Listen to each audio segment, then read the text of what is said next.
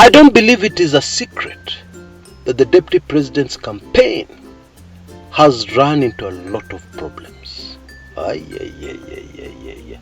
Many very serious problems that could greatly hinder any small chance he may have had August 9th presidential elections. Yeah. But now it seems at least the Deputy President's camp has noticed this, and they're trying to make amends. They're trying to correct the situation. And it would seem that the Deputy President is trying to change, trying to go in a totally new direction as far as his presidential campaign is concerned. And that is what my show is about today.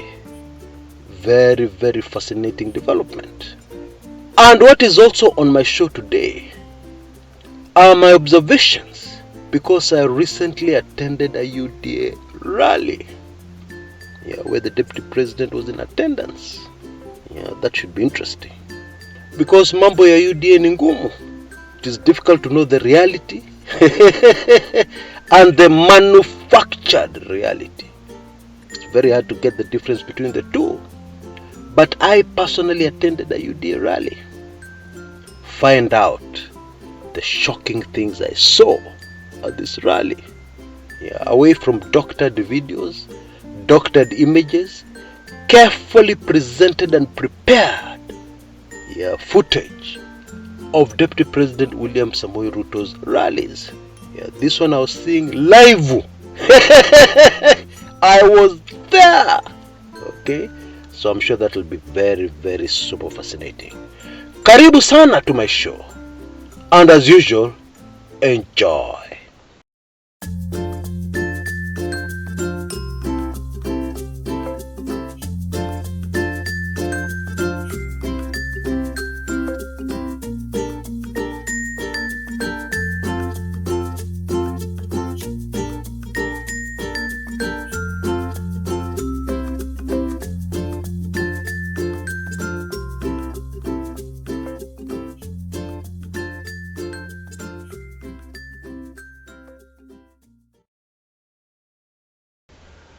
For those who are following the current presidential campaigns, the campaigns of William Samoei Ruto and Raila Amolo Odinga, there is actually a lot of drama unfolding.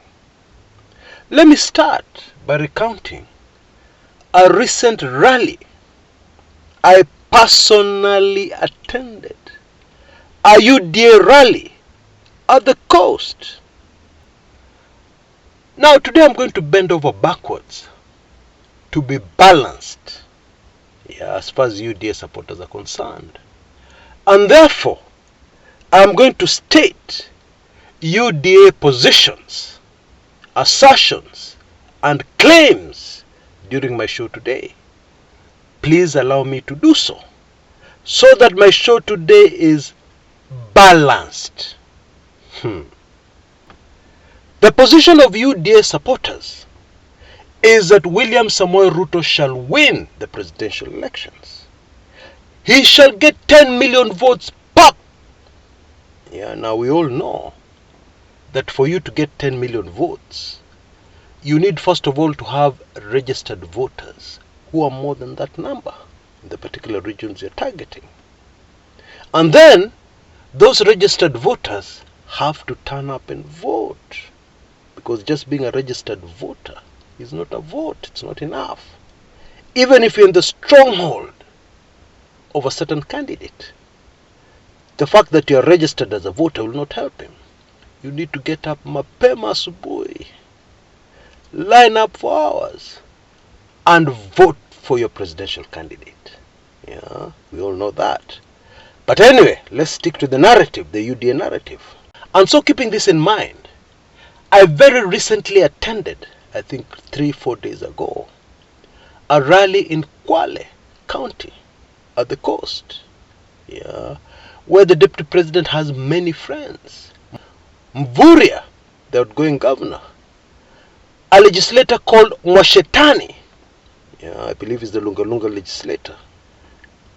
And I was taken by my hosts to this small field. And I looked at the field and I was shocked.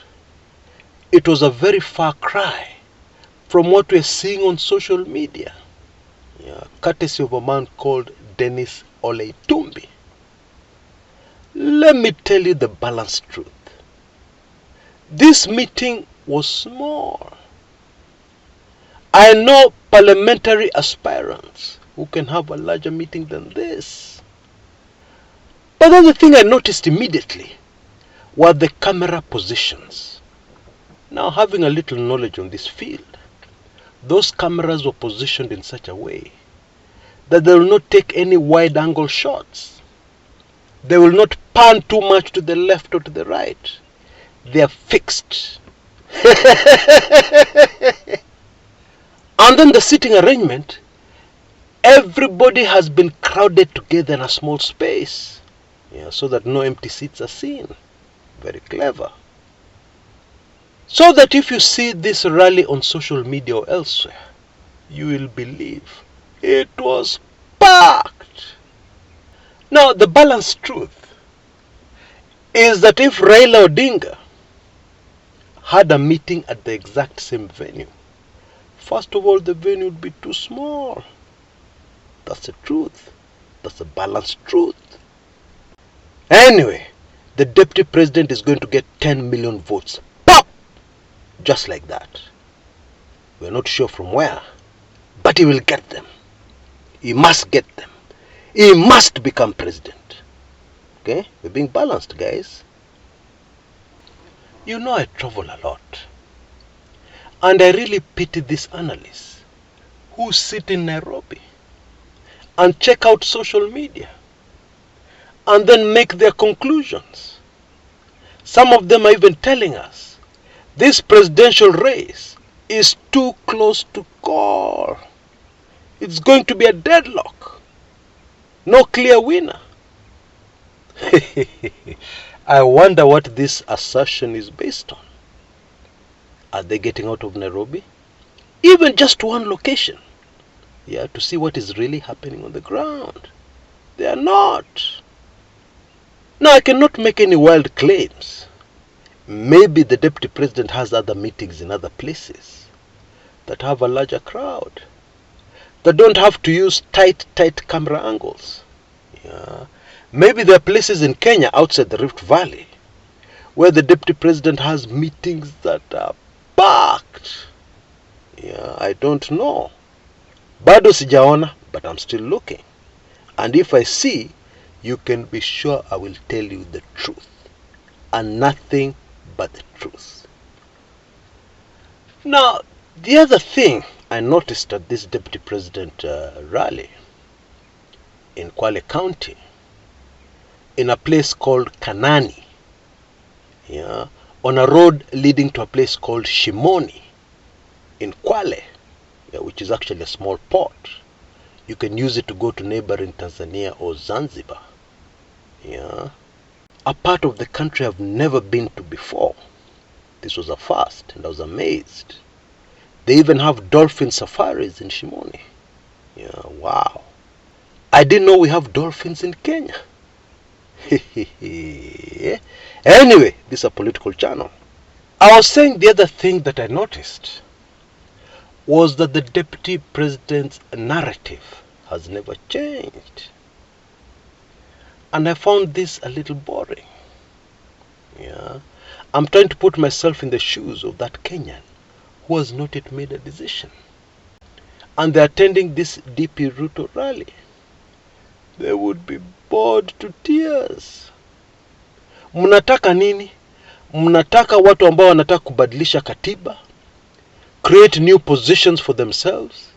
Or do you want wale watu watabadilisha uchumi? Waweke pesa mfukoni kwako? Etc. etc. It is the same old narrative. Now, I know as a politician you need to repeat your message so that it lands, so that it actually penetrates the minds of the voters. That is true. But it would have been nice to have a little creativity. Kachumbari hapa na pale. Change it slightly here and there, so that you don't bore your audience. Because if you're looking for votes, I don't think boring your audience with the old message, beaten until it's tired, immature, I don't think that will help your cause. Anyway, we know that the deputy president will get 10 million votes. Pop! It is not clear from where, but he must get them. Because this video today must be balanced. Now, in my view, the area legislator, Bwana Mwashetani, who is running on a UDA ticket, is really loved on the ground. I think he's going to get re-elected. Yeah, based on my small survey. So I believe this particular seat may not be in the hands of ODM, may not go the Azimio way. That is the truth. Team Azimio for this parliamentary seat will really have to do some magic. Yeah, otherwise this seat, imeenda. Even the gubernatorial seat for Kwale will be a tall order for Azimio. Because the outgoing Governor Mvuri has done a lot. Yeah, the people love him. He has achieved what people can see. I've covered this in a previous video. Let me not repeat myself. But because of those factors, and the person Mvuri is sponsoring, yeah, or the person Mvuri has pointed to as his successor, yeah, a woman, Madam Acheni, is most likely going to win this seat. But let's wait and see. Now, although we know the deputy president is going to get 10 million votes, pop, it is also true that the deputy president's presidential campaign for the presidency of the Republic of Kenya, has faced a lot of challenges. And one of the reasons for those challenges is that his main competitor is a guru at presidential elections. How many presidential elections has Raila been seriously involved in? Let's try and count them with the fingers on our hands. Okay? 1992, those were the very first multi-party elections. He was campaigning for his father, Jaramogi Oginga Odinga. 1997, Raila was a presidential candidate, yeah, with his own political party. Those are already two. 2002, Raila campaigned successfully for Kibaki when Kibaki was on a wheelchair. Raila was the main campaigner, and Kibaki won those elections. Raila won those elections for Kibaki. 2002, that's 3. 2007, Raila was a candidate, ODM, political party. Many believe he won those elections, including myself. That's 4. 2013, Raila was a candidate for the presidency. We believe he won those elections. That's 5. 2017, that is 6. I believe a lot of us remember what happened in 2017. The Supreme Court nullified the election of Uhuru Kenyatta as president. What the Supreme Court was actually saying is that Uhuru Kenyatta did not win those elections. And most probably, his challenger Raila Odinga won those elections.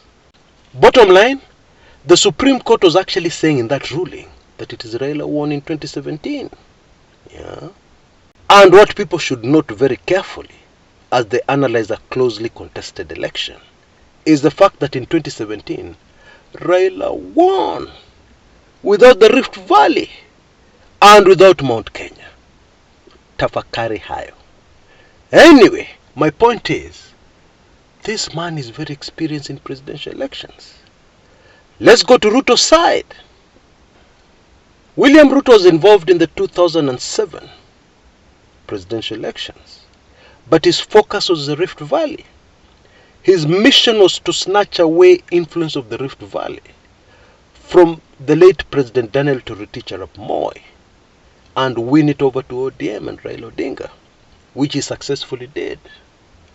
The other presidential election Deputy President was involved in was 2013, where he won, allegedly, and then 2017, where he won, allegedly. Okay? So that is 3 versus 6. Then there's the age factor. The truth is, whether you like it or not, there's no substitute to experience. And the older you grow, the wiser you become. Yeah, that is a fact of this life. And so we need to cut the Deputy President some slack for the many serious, tactical, and strategic mistakes he has made in his bid for the presidency. Although we know he'll get 10 million votes. We don't know from where, but he'll get them.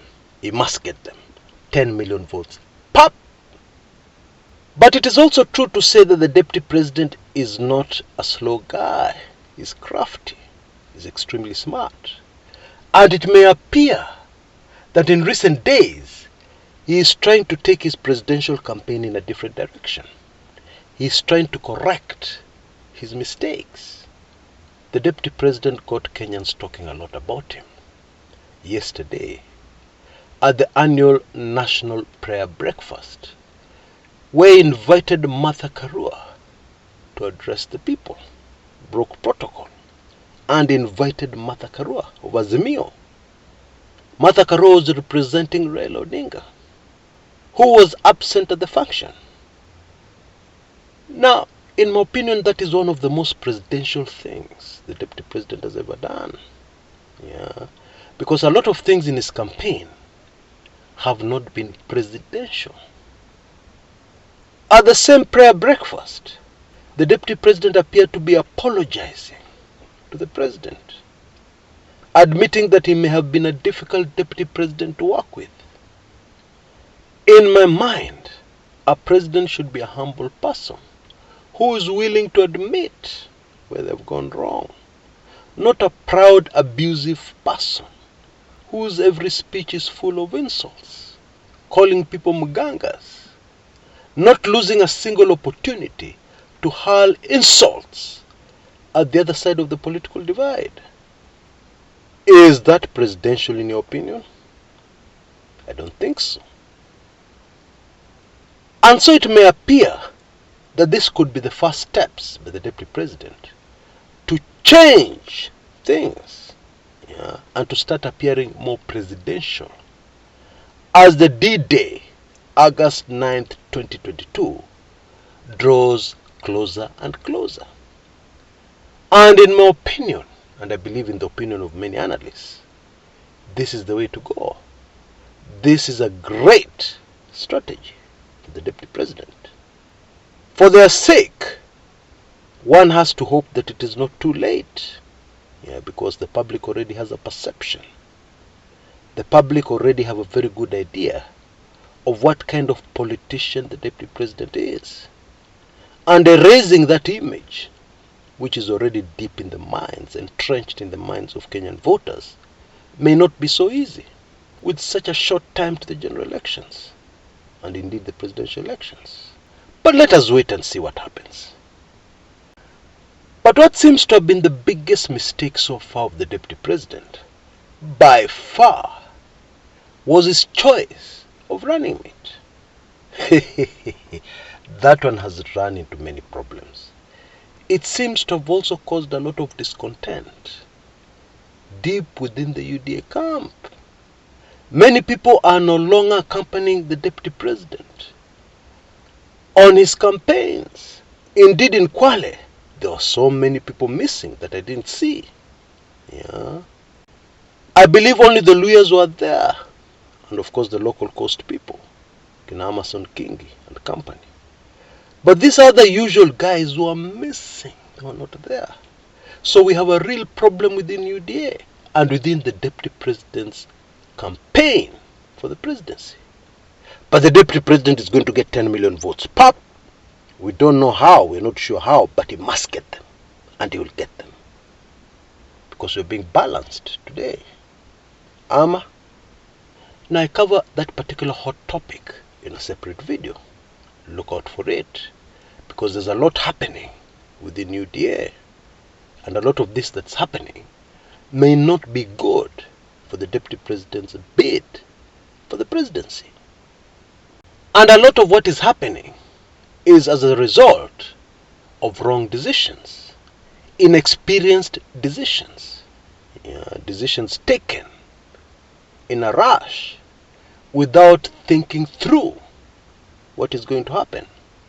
And of course without the benefit of experience of running presidential elections or running for the presidency.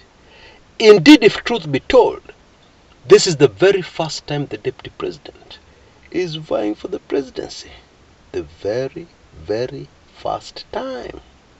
He has never before been on the ballot as a presidential candidate. Yeah. Of course, that doesn't mean he cannot get 10 million votes. Pop! He can. Yeah, let's just wait and see. But in my mind, the biggest challenge for the Deputy President, because a leopard cannot change its spots, even if it dresses in sheep's clothing, sooner or later the real leopard will come out. When it sees meat, when it gets hungry, it will become itself. It will behave exactly the way you expect a leopard to behave. And that is why I believe the biggest challenge is for the Deputy President to change his tact from what we have seen in the past. Skip the insults and become more presidential in his campaigns. That will be a real challenge. But maybe he's capable of doing it. After all, the Deputy President is a very smart Kenyan. And after all, he invited Martha Karua to speak, broke protocol, invited her respectfully to speak to the people. Even Martha Karua was shocked. And so, maybe we have a lot of other shocks in store for us as we head very fast towards D-Day, August 9th, 2022. And in my opinion, if the Deputy President is going to do anything new, it better do it fast. Because I happen to know for a fact that the other side of the political divide, as we head closer to the elections, will release bombshells that will affect DP Ruto votes. For instance, they could release information about the role of the Deputy President in the 2008 clashes, where so many Kenyans lost their lives. That could really affect his votes in the Mount Kenya region, where the Deputy President is relying very heavily, with all his heart, expecting to get a few votes. Actually, more than a few, because everybody knows, if Ruto does not sweep the Mount Kenya region, these elections are over for him. He will lose by a landslide. So he has no option. So whatever he has to do, let him do it quickly. Whatever new ideas and strategy he has, let him implement them quickly, like yesterday. Now, of course, I have a book called Let the Blood Flow, which describes in greater detail the role of the Deputy President in those very unfortunate clashes. It is, of course, highly sensitive, but those who have read it, many of them have read the ebook more than once, meaning that it had an impact. And this is not a small book. It is many, many pages. And then, of course, those of us who can't read should expect the videos to be out very soon. Now you can see details on your screen right now, how you can get hold of Let the Blood Flow, in case you don't have a copy yet. The videos are going to be released very soon. And the videos are going to be a video version of the entire ebook, so that those who don't have time or inclination to read will be able to take in all this information, lots and lots of information, in video format. Yeah, and of course the only way you can get those videos is if you purchase the ebook. Yeah, so go for it. I highly recommend it. Until next time, this is Chris Kumekuja.